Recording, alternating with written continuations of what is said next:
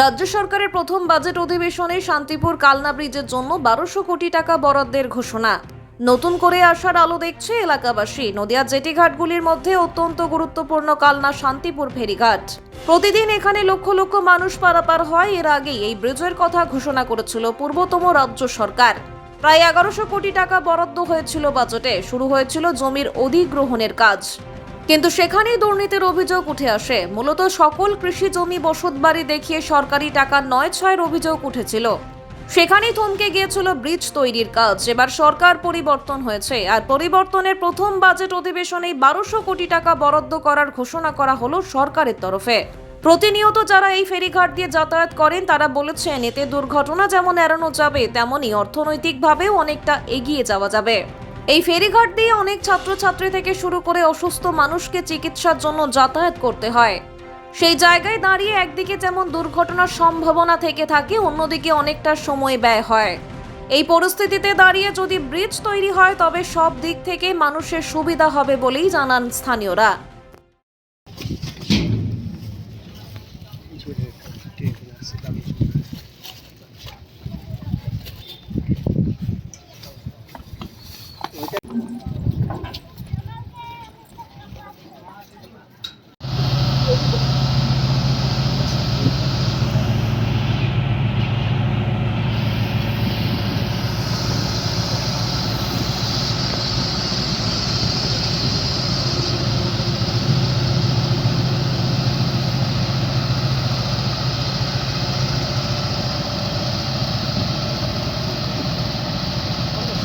যাও যাও।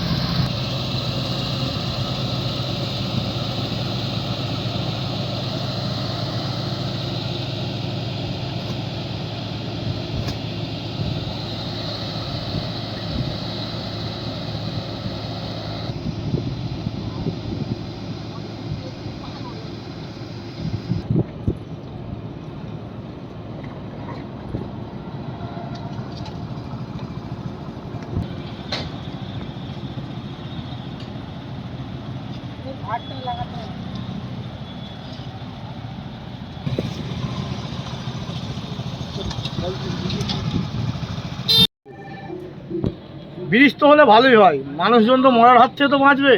আর এই নৌকা ঘাটে যা অত্যাচারের হাত থেকে বাঁচবে। কিরকম অত্যাচার হয়? একটা মোটর সাইকেল নিয়ে যাবেন, দাও পয়সা। একটা ব্যাগ নিয়ে যাবেন, দাও পয়সা। একটা সাইকেলে তো পয়সা দিতে হয়। একটা যদি আপনি ছোট একটা ব্যাগ নিয়ে যান, বলে ব্যবসার ব্যাগ ভাড়া দেন। মানে কোটি কোটি টাকা এখানে লুটপাট চলে। চরম লুটপাট চলছে। আচ্ছা, এগুলো কার পকেটে যায় মূলত? এগুলো এখন যারা ঘাট কিনছে তাদের পকেটেই যায়। আর সেই টাকার ভাগ তো আছে না আছে সে তারা জানে। সেই ভাগ তো নেতাদের কাছেও চলে যায়। সে যেতে পারে, সেটা আমার জানা নেই, সেটা আমি বলতে পারবো না। তাহলে এই যে আজকে বাজেট ঘোষণা হলো, কিভাবে দেখছেন? এর আগেও তো বাজেট ঘোষণা এর হলো। আগে বাজেট ঘোষণা হলো, ব্রিজ হয়ে গেছে, খবর পেলাম, খবর শুনলাম, এসে দেখি জলই দেখা যাচ্ছে, ব্রিজ আর দেখা যাচ্ছে না। তাহলে আজকেও যে নতুন করে 1200 কোটি টাকার বাজেট ঘোষণা হলো, এটা কিভাবে দেখছেন আপনারা? এটা ব্রিজ হলে ভালো হয়, সাধারণ মানুষেরও সুবিধা হয়। এই আপনি কি করেন এখানে মূলত? আমি অটো চালাই। কতদিন ধরে চালাচ্ছেন? আমি অটো মোটর লাইনে আছি মেলা দিন, অটো চালাচ্ছি 8 বছর। আপনার নাম? বিমল ঘোষ। বিধানসভাতে অর্থমন্ত্রী স্বপন দাশগুপ্ত মহাশয় বাজেট পেশ করলেন। সেখানে নদিয়াতে দেখা যাচ্ছে অনেকগুলো ঝুলিতে পাওনা পেল। কল্যাণীতে এয়ারপোর্ট ঘোষণা হয়েছে, শান্তিপুর কালনা ব্রিজ, এছাড়াও প্রচুর শিক্ষা স্বাস্থ্য ক্ষেত্রে অনেক টাকা বরাদ্দ হচ্ছে। এই বিষয়ে আপনার মতামত কী বা রিভিউ কী? দেখুন, এই সরকার উন্নয়নের সরকার। মোদিজি মানেই উন্নয়ন। সেখানে ডবল ইঞ্জিনের সরকার এবার হয়েছে, তাই কাল্লাঘাটের ব্রিজের কথা দ্রুত কাজ করছে। 1200 কোটি টাকা স্যাংশন হয়েছে। কল্যাণীতে এয়ারপোর্ট হচ্ছে, আরও বহু প্রকল্প, বিভিন্ন রকম সুযোগ ভাতা থেকে শুরু করে সব কিছু বাড়িয়ে দেওয়ার ব্যবস্থা করছে। তাই মানুষের এ সরকার আগামী দিন আরও জনপ্রিয়তা পাবে এবং মানুষের উন্নয়ন করবে, বাংলাকে সোনার বাংলায় পরিণত করবে।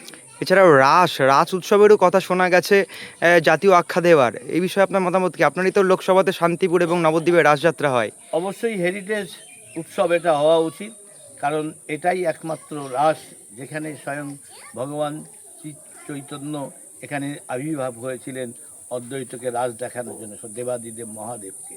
তাই মর্তভূমির এই উৎসব হেরিটেজ অবশ্যই হওয়া উচিত, সরকারি তদারকি করা উচিত, বিশেষ সহযোগিতা দেওয়া উচিত।